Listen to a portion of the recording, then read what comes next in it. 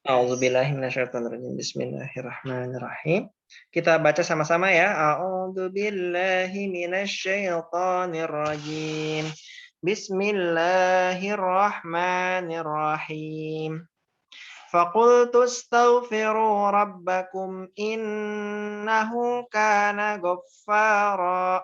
Maka aku berkata kepada mereka, yaitu Nabi Nuh, ya, kepada kaumnya, istaghfiru, mohonlah ampun, rabbakum, kepada Tuhan kalian. Innahu kana ghaffar, sesungguhnya dia benar-benar Maha Pengampun.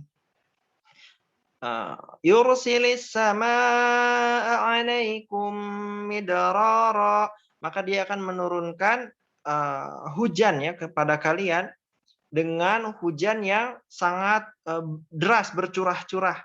Wa yumdidukum bi amwalin wa banin, dan akan diperbanyak ya, dijadikan banyak amwal, harta-harta, dan keturunan-keturunan. Wa yaj'al lakum jannatin wa yaj'al lakum anhara, dan akan diberikan kepada kalian jannah ya, jannah itu kebun-kebun, dan juga anhar ya, nahar, sungai-sungai ya. Wa yaj'al lakum anhara, akan diberikan kepada kalian banyak sungai. Nah, teman-teman ya, Masya Allah, dari seruan Nabi Nuh ini, apa manfaat dari istighfar ya? Faqultu astaghfiru rabbakum innahu kana ghaffara yursilis samaa 'alaikum midrara. Pertama, manfaat dari istighfar adalah akan diberikan hujan ya. Hujan yang penuh keberkahan, yang bercurah-curah, yang mana hujannya itu membawa kehidupan ya, membersihkan. Kita tahu ya, manfaat hujan itu membersihkan udara dari polusi ya, membersihkan tanah ya, membersihkan lingkungan dari debu-debu ya, membersihkan banyak hujan yang berkah ya. Hujan yang berkah membawa air, membawa kehidupan, yang tanpa hujan kita akan binasa ya. Hujan itu sumber kehidupan, hujan yang berkah ya. Kecuali kalau negerinya sudah bermasalah, sudah tidak berkah, hujannya itu malah jadi azab ya. Dengan hujan malah jadi banjir, dengan hujan malah jadi bencana, dengan hujan malah sampah-sampah meluap di sungai-sungai ya. Segala macamnya, ini hujan yang jadi bencana ya, dari dosa-dosa manusia itu sendiri.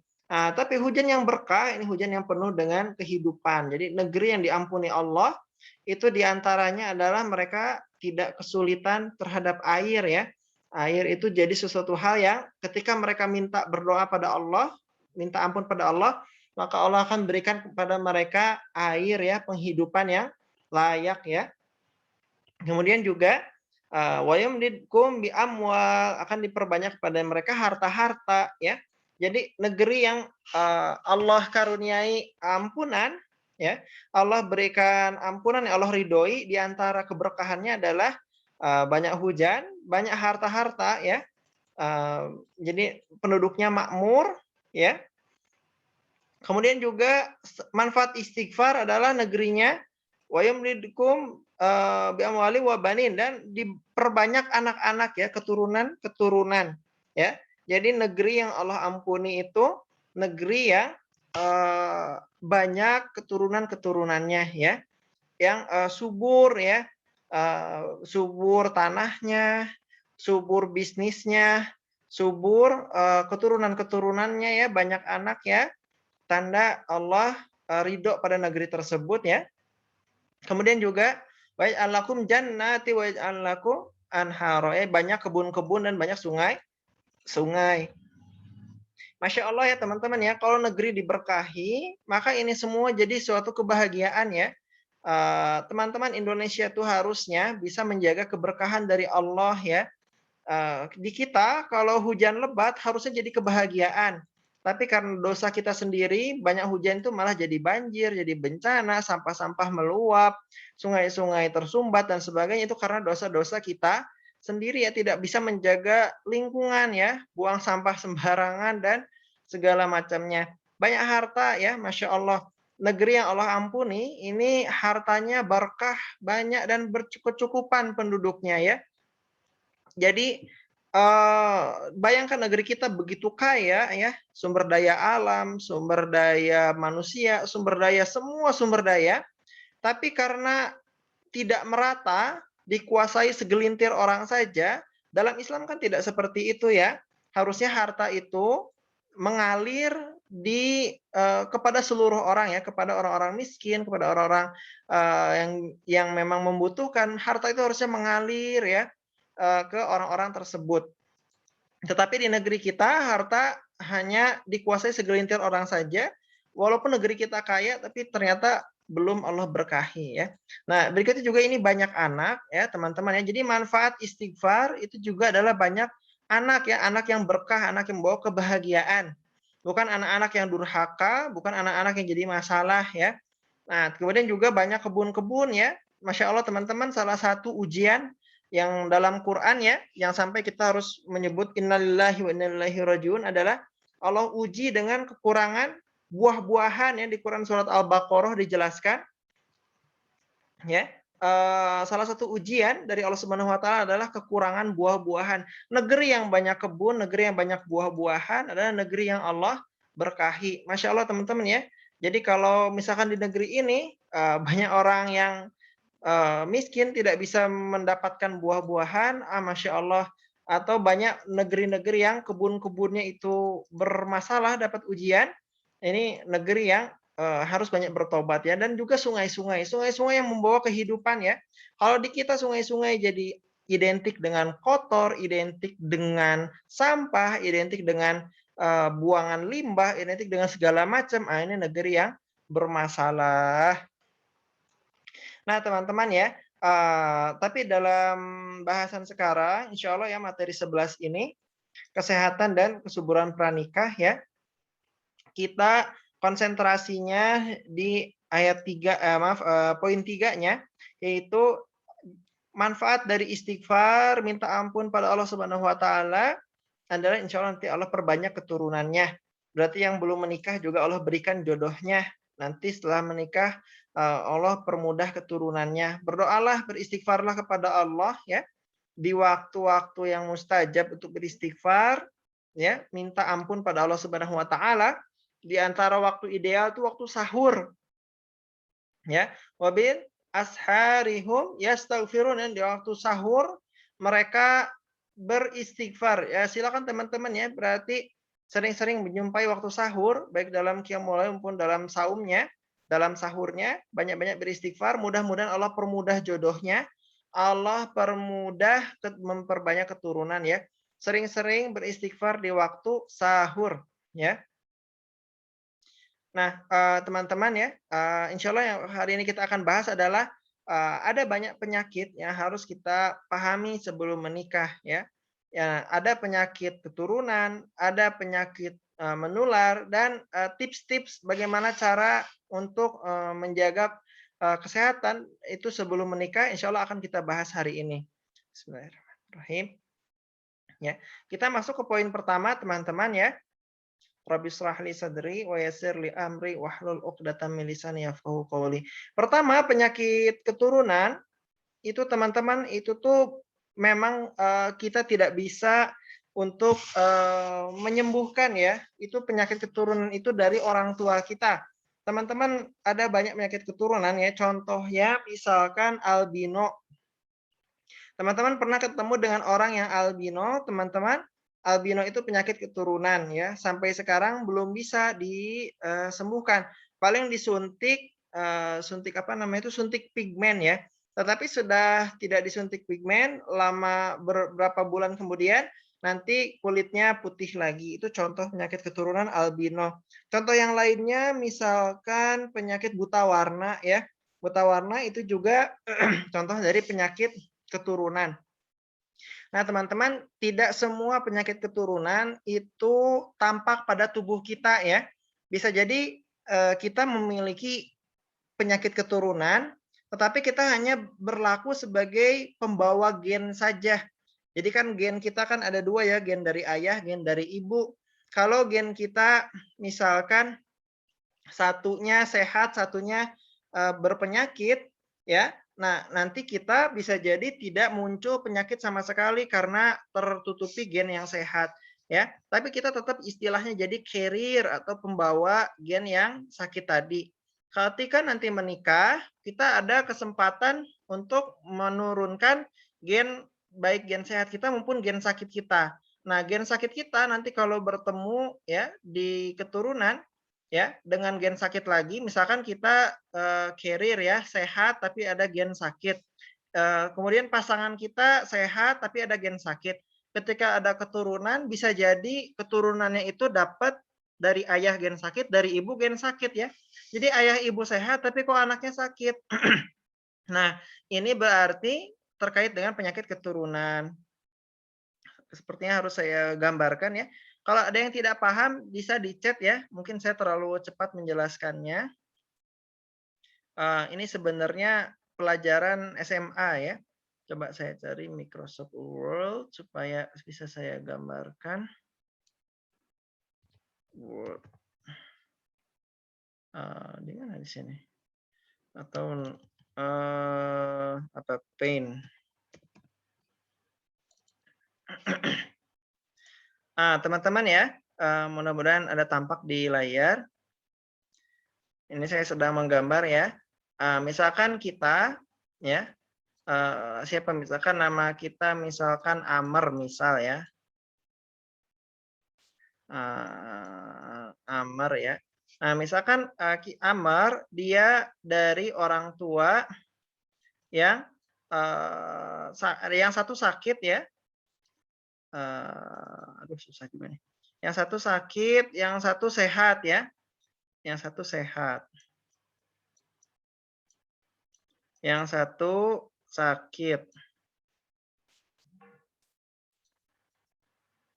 Nah, Amr jadi dia dapat gen sakit satu ya, gen sehat satu ya, saya huruf K untuk sakit ya, huruf K untuk sakit, dan yang satu sehat ya, huruf H ya.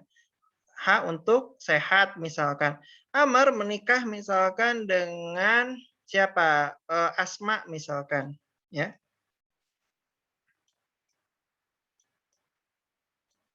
Nah, Asma ternyata dia dapat gen sama seperti Amr ya. Gen sakit satu, gen yang sehat satu. Nah, nanti ketika berketurunan, nah ini kan Amr menurunkan salah satu gennya. Bisa jadi yang diturunkan gen sakit, begitupun dengan Asma diturunkan gen sakit. Amr sehat karena dia punya gen sehat. Asma sehat, dia juga punya gen sehat. Tetapi anaknya ternyata dapat gen sakit dua-duanya. Ya. Nah, ketika, anaknya dapat gen sakit dua-duanya, maka anaknya muncul penyakit keturunan tersebut. Contohnya albino ya, contohnya albino, contohnya lagi misalkan talasemia, contohnya lagi misalkan apa, buta warna ya, dan penyakit-penyakit keturunan lainnya. Nah ini teman-teman ya, sebelum nikah harus ditanya kepada, calon pasangan, "Kamu apakah ada penyakit keturunan? Apakah ada penyakit, asma, penyakit alergi, penyakit, talasemia, buta warna, albino, segala macam?" Ya, jangan sampai sesama pembawa gen sakit itu nanti kalau menikah khawatir keturunannya muncul penyakit yang, dimaksud ya. Jadi, yang ideal tentu kita sehat, pasangan kita sehat. Tetapi kalau kita misalkan sakit atau membawa gen sakit, kita harus menikah dengan yang sehat sempurna supaya keturunannya nanti tidak muncul gen penyakitnya tersebut ya. Mudah-mudahan paham teman-teman ya. Kalau jelas, bisa di-chat ya, kalau tidak jelas juga sama bisa di-chat ya. Jadi gimana cara kita memahaminya?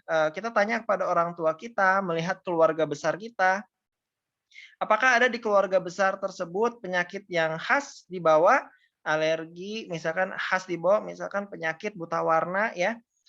Kasihan kalau misalkan nanti, nikah dengan sesama carrier ya, orang tuanya sehat tapi pas anak, loh kok anaknya, sakit-sakitan ya, banyak yang sakit. Nah ini kenapa, kita perlu mengerti penyakit apa sih kita sakit apa, apakah kita punya penyakit keturunan yang dibawa atau tidak ya, harus cek ke dokter, harus ditanya, harus jujur ya.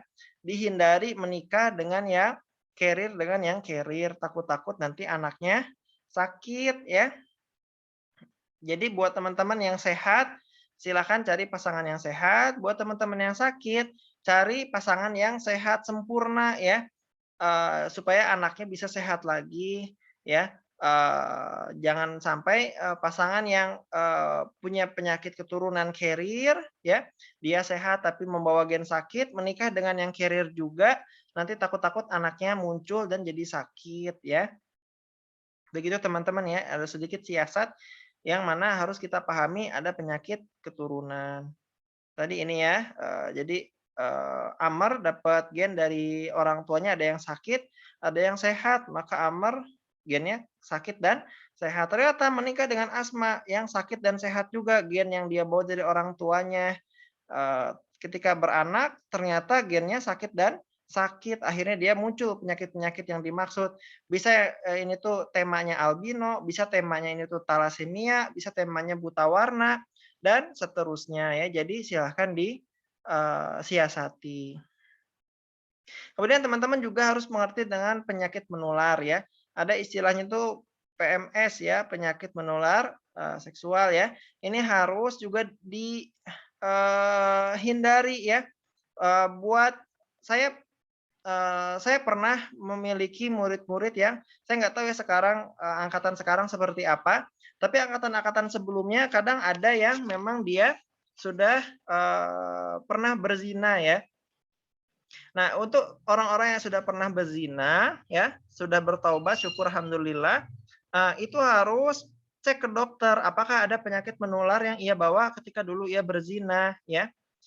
Harus dicek ya, karena ada banyak penyakit yang dari, hasil zina itu bisa banyak membawa penyakit ya, HIV lah, penyakit raja singa, penyakit gonorrhea ya, penyakit apalagi, penyakit, yang lain-lainnya. Banyak penyakit itu yang menular dari, hal-hal yang seperti ini ya, harus ditanya, harus jujur. Jadi buat teman-teman di sini yang belum berzina, syukur, jangan berzina ya. Nah, buat teman-teman yang, sudah pernah dan bertaubat, silahkan untuk memeriksakan kesehatannya. Ketika nanti menikah juga tanyakan pada calon pasangannya seperti apa ya, apakah, dulu pernah, berdosa tersebut, apakah ada penyakit menular, karena kalau nanti sudah menikah, ini khawatir ya, khawatir menular ke pasangannya atau nanti juga menular ke anaknya ya, jadi itu harus dihindari.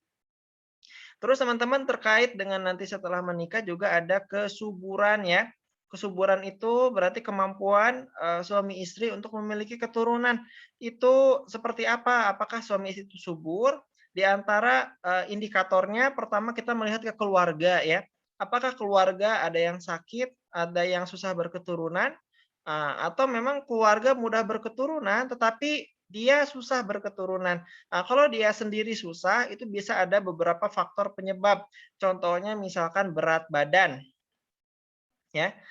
Berat badan itu kalau menurut Body Mass Index ya, indeks berat badan itu harus di angka sekitar segini ya. Teman-teman ada yang mau sukarela menyerahkan berapa tinggi badan dan berat badan teman-teman untuk kita hitung? Apakah tinggi badan dan berat badan teman-teman sesuai dengan indeks yang ideal? Ya, silakan yang mau sukarela untuk tulis di chat-nya berapa tinggi badan dan berat badannya.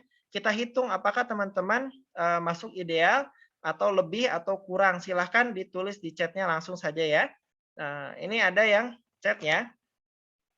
Berat badannya 107 maaf, tinggi badannya 170, berat badannya 68 ya. Cara menghitungnya bagaimana? Cara menghitungnya berarti berat badan ya, berat badan dibagi tinggi badan kuadrat ya. Berarti berat badannya berapa? 68 dibagi tinggi badan kuadrat berarti 1,7 kuadrat ya. 1,7 kuadrat. 1,7 kuadrat kan kurang lebih berapa? 3,9 bukan, 3,5 ya kurang lebih ya. 3,5 kurang lebih. Coba saya pakai kalkulator ya. Saya pakai kalkulator dulu. 68 dibagi 1,7 kuadrat. Pertama 1,7 kali 1,7 2,89 ya. Berarti 68 dibagi 2,9 sama dengan 23 ya. Untuk yang Helmi berarti ya, Helmi berarti dia 23,45. Nah, 23,45 berarti dia ideal berat badannya ya. Selamat Helmi, untuk berat badannya ideal ya. Mudah-mudahan sesuai dengan indeksnya. Ini indeks yang aman dan relatif subur berarti untuk nanti berketurunan. Nah, ini untuk Miza Nisra ya. Coba kita hitung ya. Berat badannya dia 55 dibagi 1,55 kuadrat. Ya, 1,55 dikuadratkan 0,55 kali 1,55 itu 2,4 berarti 55 dibagi 2,4 sama dengan, untuk yang ini berarti sebentar ya.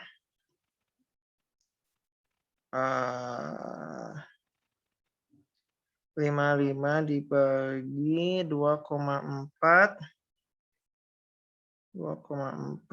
itu 22,9 ya. Nah, alhamdulillah berarti Mizan Isra juga dia ideal ya. Nah, teman-teman ketika udah punya berat badan ideal silakan dijaga ya supaya nantinya mudah-mudahan mudah berketurunan. Ini body mass index ya, perhitungan sederhana yang tentu tidak begitu akurat ya. Ada yang berat badannya besar seperti binaraga ya. Cuma kan tentu berat badan binaraga itu sehat ya walaupun dia secara kilogram tinggi ya. Ini memang kasusnya berbeda. Tapi kalau buat kasus pada orang pada umumnya ya, body mass index ini jadi sedikit tolak ukur ya. Nah ini contohnya yang tingginya 155 cm, amannya berat badannya segini ya.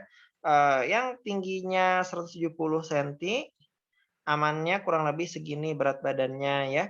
Nah, jadi teman-teman untuk menjaga kesehatan dan kesuburan diantaranya adalah pastikan teman-teman merawat badan ya, merawat berat badan supaya tidak terlalu gendut ya, tidak terlalu kurus ya. Pada zaman Khalifah Umar bin Khattab ada yang gendut ya, laki-laki gendut, kemudian ketahuan sama Umar, dipukul perutnya, "Ini kenapa kamu kok," bukan dipukul nyiksa ya, dipukul di plak gitu ya, "Ini kenapa kok kamu gendut ya?" Kata sahabat maaf kata tadi, orang yang gendut tadi ke Umar bin Khattab, "Ini berkah dari Allah, bukan berkah ya ini gendut," gitu.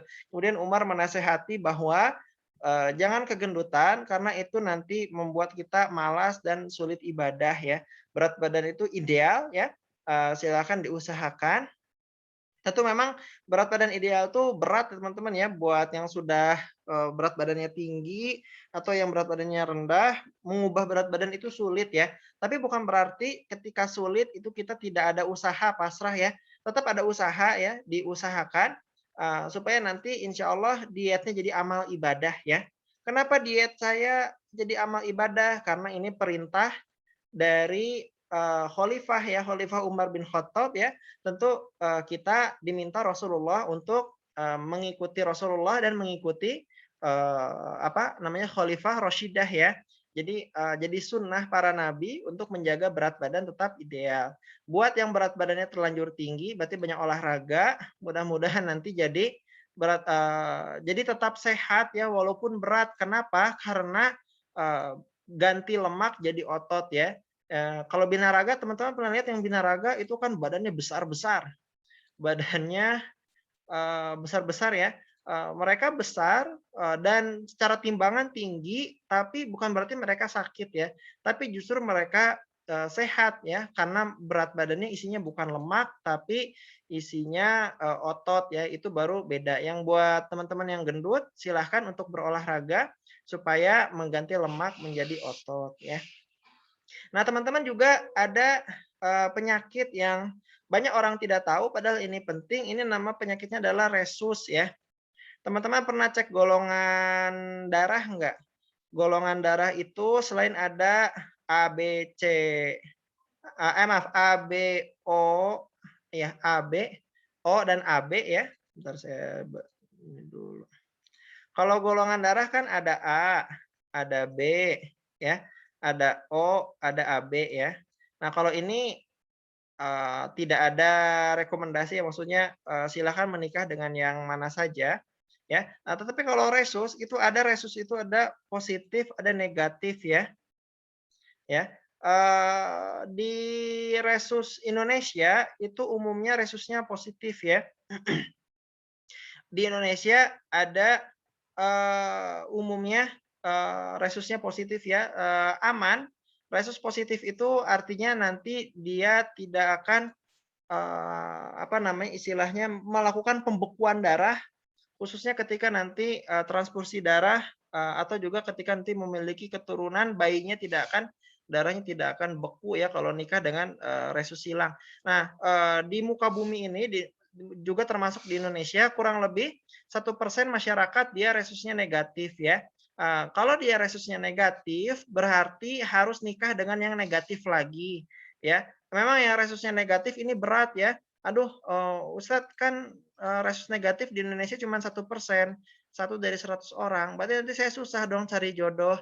Ya ini tantangan ya, memang, kenyataannya kalau mau nantinya tidak mudah berketurunan, harus, yang negatif nikah dengan yang negatif. Karena kalau perempuan misalkan negatif, suaminya resusnya positif, nanti perempuannya, khawatir, susah punya anak ya. Kalau punya anak mungkin hanya satu, itu pun ada resiko keguguran yang tinggi. Anak kedua, ketiga, dan seterusnya itu nanti, biasanya istilahnya bayi kuning ya, itu nanti meninggal dalam kandungan. Jadi teman-teman cek, golongan darah dan cek resus, berapa resusnya, apakah positif atau negatif. Kalau misalkan resusnya positif berarti aman, nikah dengan yang positif lagi, dan mayoritas orang positif. Kalau resusnya negatif, silahkan untuk menikah lagi dengan suami yang resusnya negatif ya. Kalau perempuan negatif nikah dengan suami positif, khawatirnya anaknya maksimal satu ya, itu pun juga resiko kegugurannya tinggi ya. Tapi kalau laki-lakinya yang negatif juga sama ya. Sebenarnya laki-laki kalau negatif nikah dengan perempuan positif itu relatif, lebih, aman, cuman tentu saja, supaya jauh lebih sehat lagi, lebih aman lagi, laki-laki yang negatif juga nikah dengan perempuan yang negatif ya. Kalau di Eropa, khususnya di Perancis kalau tidak salah ya, di Perancis, di sekitar Perancis ya, itu 15% penduduknya resus negatif dan mereka jadi peka ya ketika nikah cari yang, positif dengan positif, negatif dengan yang negatif. Saya dan istri, pernah cek di di klinik ya. Sebenarnya kalau cek resus itu bisa gratis kok, kalau lagi donor darah biasanya ada cek resus ya. Tapi kalau misalkan menyengajakan ke puskesmas atau ke klinik, itu murah kok, paling cuma 30.000, kita tahu golongan darah kita apa dan resusnya positif atau negatif ya, sekitar 30.000 atau 40.000. Sebenarnya bisa gratis ya, kalau lagi ada acara golongan darah itu gratis cek golongan darah dan cek resus. Teman-teman ya. Jadi buat yang belum tahu resus silahkan pahami ya, resus. Nah, teman-teman juga ketika nanti nikah, pastikan tidak punya penyakit ini ya, namanya TORCH ya, toxoplasma ya. Banyak bakteri dari, anjing, dari kucing ya, dari kambing ya. Bakteri ini agak berbahaya ya. Kalau di laki-laki itu mengganggu otaknya, kalau di perempuan itu mengganggu kesuburannya ya. Atau penyakit juga rubella ya, penyakit, ruam merah dari virus atau penyakit cytomegalovirus ya. Ini tidak tampak pada ibu namun berbahaya bagi bayi, ada juga penyakit herpes ya. Nah teman-teman, saya pernah ketemu sama dokter gigi. Dia sebelum nikah, karena dia dokter gigi, nikah sama dokter umum, dia akhirnya, tahu ilmu ini dan dia cek kesehatan. Ternyata ada penyakit kalau tidak salah tuh penyakit rubelanya. Akhirnya diobat ya, 1 bulan, 2 bulan, selesai itu baru menikah ya. Jadi anaknya tidak terancam keguguran, tidak terancam cacat ya, tidak terancam sakit. Nah, jadi teman-teman kalau ini memang agak mahal sih, tapi, kalau punya kemampuan harta, silakan cek penyakit-penyakit seperti ini ya. Oh ya teman-teman, saya juga mau disclaimer, saya bukan tenaga kesehatan profesional ya, saya hanya mempelajari ilmu kesehatan dan konsultasi dengan, para tenaga kesehatan terkait dengan materi ini. Buat teman-teman yang ingin tahu ilmu ini lebih dalam, tentu paling aman tanya ke bidan ya, tanya ke tenaga kesehatan, tanya ke suster, tanya ke dokter ya. Insya Allah mereka lebih paham terkait materi-materi ini. Tapi ini sedikit, gambaran bahwa hati-hati ketika nikah, jangan, kita itu terburu-buru ya. Kalau bisa kita memastikan apakah pasangan kita punya penyakit menular atau pasangan kita dan diri kita ya, dua-duanya ya, jangan, diri kita ternyata sakit, nikah sama pasangan sehat, nanti kasihan keturunannya, kasihan pasangannya tertular ya. Terus juga pastikan diri kita dan pasangan kita apakah punya penyakit menular, kalau punya silakan disembuhkan dulu ya, supaya anaknya nanti baik-baik saja. Pastikan juga kesuburan terjaga ya, berat badan pastikan diidealkan, buat yang kurus silahkan gemukan, buat yang gemuk silahkan, turunkan ya, maaf yang kurus jangan gemuk, yang kurus naik ke ideal, yang gemuk turun ke ideal juga ya. Yang resus darah silahkan, ketahui resus kita sebenarnya kalau teman-teman, orang Indonesia asli ya, tidak ada garis keturunan dari Eropa, itu relatif aman ya, relatif positif. Tapi kan siapa tahu ya, leluhur kita ada yang nikah sama, Belanda, leluhur kita nikah sama orang Inggris ya. Kan dulu juga Indonesia pernah dijajah Belanda, dijajah Inggris ya, dijajah Spanyol ya, dijajah Portugis ya, nggak ada yang tahu ya. Silakan cek aja di ini, toh ini murah juga dan bahkan bisa gratis ya. Kemudian kalau yang ini ya tes berbahaya kandungannya toksoplasma, rubella, CMV, herpes, ini ada harganya tapi, lakukanlah gitu ya. Baik kita masuk tanya jawab. Assalamualaikum. Waalaikumsalam warahmatullahi wabarakatuh. Termasuk etis tidak melakukan premarital check up sekaligus tes keperawanan? Kalau tes keperawanan ini memang tidak etis ya karena, namanya selaput keperawanan tuh itu tidak mutlak benar ya, resiko kesalahannya itu sangat besar ya karena, eee, tidak akurat memang ya, orang bisa hilang, apa namanya, selaput keperawanannya itu dari, naik apa, misalkan dari terguncang ya, dari jatuh, dari banyak kegoyang-goyang di motor lah, di hewan kuda lah misalkan ya, di mana lah, atau dari dia lari lagi atlet lah, lari cepat, bisa jadi itu, rusak dengan sendirinya ya. Ataupun bahkan orang yang sudah berzina, itu bisa jadi keperawanannya masih ada ya, selaput keperawanannya masih ada. Jadi kalau tes keperawanan itu memang tidak etis, tidak ilmiah juga, ya. Jadi jangan, kalau menurut saya jangan jujur-jujurannya, sesama calon pasangan bisa jujuran kalau memang itu dirasa sangat perlu, ya. Tapi kalau untuk premarital check up ya, penyakit-penyakit seperti ini etis teman-teman ya. Buat teman-teman apalagi yang memiliki kemampuan finansial, silakan untuk dicek ya. Karena ini bukan hal remeh ya. Teman-teman kan nggak ingin anaknya ada sakit keturunan, nggak ingin anaknya misalkan albino, nggak ingin anaknya buta warna, nggak ingin anaknya thalassemia, dan seterusnya. Ini bisa dicegah teman-teman ya dengan premarital check up. Teman-teman nggak ingin, perempuannya, misalkan mandul ya, karena dia ternyata resusnya negatif ya, ini bisa dicek ya, teman-teman nggak pingin kan, ketika punya anak, anaknya cacat ya, karena toksoplasma lah, karena rubella, karena CMV, atau karena herpes ya, teman-teman nggak ingin kan, pasangan tertular atau keturunannya jadi sakit atau bahkan cacat kan nggak ingin. Jadi bisa premarital check up, memang ada harganya tapi itu layak kok untuk dilakukan. Tapi kalau, tes keperawanan jangan gitu kan, karena itu tidak etis dan tidak ilmiah juga, tidak akurat juga, ya itu juga tidak ya janganlah, tidak ini. Nah, silakan teman-teman, mudah-mudahan jadi pembuka, mudah-mudahan teman-teman yang ikut di sini jadi, apa namanya, mendapatkan wawasan baru, mendapatkan ilmu baru. Kalau dirasa bermanfaat, boleh bilang-bilang saya ya, supaya saya juga insya Allah nanti jadi senang. Kalau ada yang kurang silahkan bilang-bilang juga, supaya jadi evaluasi ke depannya. Baik teman-teman ya, yang benar dari Allah, yang salah dari saya sendiri. Mari kita tutup dengan doa. Rabbana hab lana min azwajina wa dzurriyyatina qurrata a'yun waj'alna lil muttaqina imama. Rabbighfirli wa liwalidayya warhamhuma kama rabbayani shaghira. Rabbi la tadharni fardan wa anta khairul warithin. Ya, subhanakallahumma bihamdika asyhadu an la ilaha illa anta astaghfiruka wa atubu ilaik.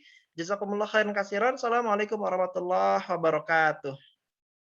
Terima kasih ya untuk yang sudah hadir. Saya senang kalau pesertanya banyak.